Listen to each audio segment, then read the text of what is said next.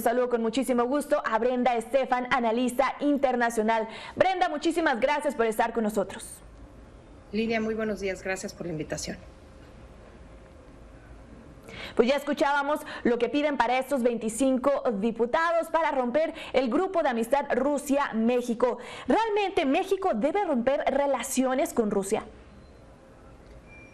Son dos cosas diferentes. Una cosa es la relación diplomática. Romper relaciones diplomáticas significa cerrar la embajada de un país en otro. Ese es el significado dentro de el mundo de las relaciones internacionales, de la diplomacia, de romper relaciones con otro país.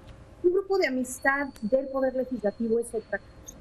Es decir, en las diferentes legislaturas del Congreso mexicano se establecen grupos de amistad con un país y con otro. Lo que preocupa en este momento es el contexto en el cual se da la integración de este grupo de amistad México-Rusia. Desde luego, pues una enorme polarización a nivel global, cada día más tendencia, digamos, a una cierta división, y aunque hay países que se han quedado en el equilibrismo diplomático, tratando de quedar bien tanto con Rusia como con Estados Unidos, por sus intereses geopolíticos o económicos, el caso mexicano es un poco diferente, porque más allá de todas las intenciones que tengamos de diversificar nuestra economía, una tarea que tenemos pendiente desde hace décadas, la realidad es que al día de hoy más del 80% de nuestras exportaciones van al mercado estadounidense.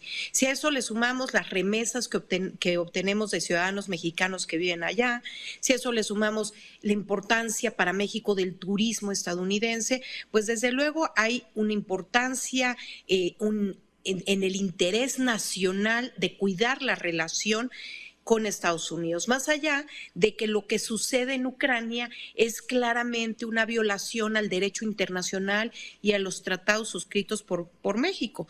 Es por eso que en Naciones Unidas 141 países votaron para condenar la invasión de Rusia a Ucrania. Entonces, en el caso mexicano se alinea el deber ser y los intereses económicos de México, el interés nacional de México, por lo cual no debiera haber, digamos, resquicio a posiciones neutras, y me parece que si bien la representación de México en Naciones Unidas ha hecho un formidable trabajo en condenar los hechos, en buscar que se voten nuevas resoluciones para no solo condenar a Rusia, sino buscar apoyo para Ucrania, pues esto contrasta, este trabajo realizado desde la representación de México en la ONU, contrasta con los comentarios que se escuchan desde Palacio Nacional y desde luego este establecimiento por parte de diputados del partido en el poder y afines de un grupo de amistad en este contexto, Lidia.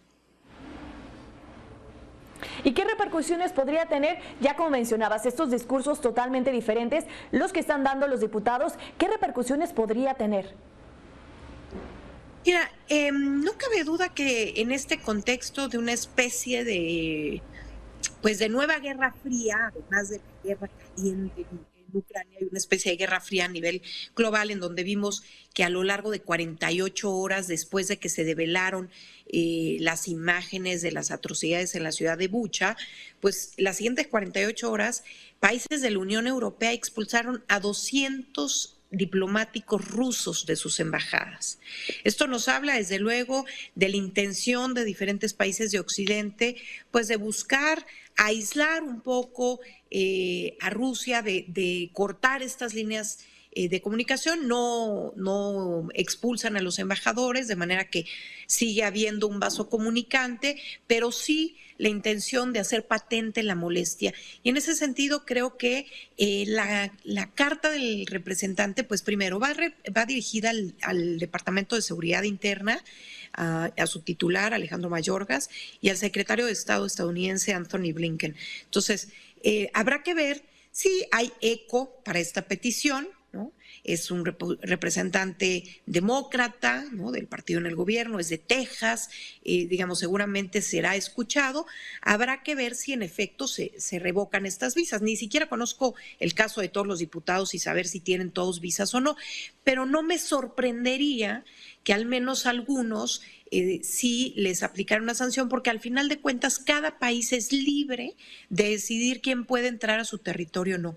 Si bien podemos criticar la reacción del embajador de Estados Unidos cuando fue a la Cámara de Diputados y dijo México no puede ser cercano a Rusia, porque quizás más allá de que no convenga los intereses nacionales, pues no es,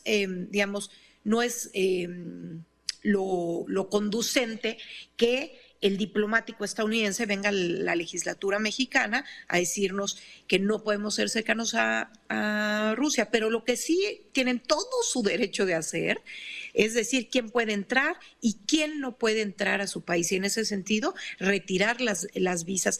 Esto no tiene un impacto al interés nacional, tendrá un impacto al interés personal de estos diputados, pero lo que sí nos habla es de la molestia que hay en Washington. Washington tiene muchos nervios políticos, uno de ellos es el Congreso, y por supuesto también esto se junta con el momento en el que hay clara molestia de parte del Ejecutivo y también el Legislativo estadounidense por la posible reforma energética, algo que también se trató en llamada telefónica el día de ayer entre el primer ministro Trudeau y el presidente López Obrador, de manera que creo que estos dos elementos pues hacen que la relación esté pasando por un momento delicado. Por supuesto, hay presión, podemos entender, de parte de Estados Unidos. Ya mencionabas dos temas, yo creo que clave, ¿no?, aquí en el país que se están viviendo. ¿Existe esta presión y qué repercusiones habría? ¿Habría otro tipo de presiones aquí en nuestro país, hacia nuestro país?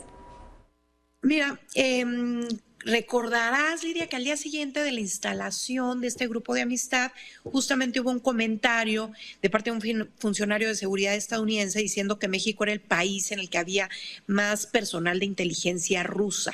Esto, desde luego, fue una reacción a lo que estaba sucediendo. Esto también se acompañó de las declaraciones del embajador Ken Salazar en el Congreso mexicano. Creo que estas reacciones son muestra de que, en efecto, hay presión, hay molestia, no solamente del lado estadounidense, sino también del lado ruso. La presencia del embajador ruso en la Cámara de Diputados, sus comentarios, su activismo, el interés de conectar con el mundo político mexicano para transmitir su propaganda, pues evidentemente hacen ver que México no saldrá libre de esta tensión internacional. A veces nos gusta pensar que Ucrania está demasiado lejos, que no nos va a afectar lo que sucede allá. La realidad es que estamos con una frontera de más de 3,000 kilómetros con uno de los principales actores de esta guerra, y esto pues tendrá un impacto sin duda en la política mexicana, en la diplomacia mexicana, pero también en la economía mexicana, Lidia, porque los impactos de esta guerra se sentirán en la casa de cada uno de nosotros a través de un aumento de precio de los alimentos, el aumento del precio de los hidrocarburos, en fin, inflación seguramente y un retraso en la recuperación, en tan esperada recuperación económica pospandemia. ¿Y qué podemos esperar, Brenda? Estas discusiones, estas negociaciones más bien siguen estancadas. ¿Qué podemos esperar para los próximos días como conclusión? Pues creo que desgraciadamente la guerra continuará, el ejército ruso se posicionará cada vez más, reposicionará en el este y sur de Ucrania, buscando controlar una franja territorial que una la región de Donbass con la península de Crimea, pasando por el litoral del Mar de Azov, y con esto pues hacerse como de una parte del país.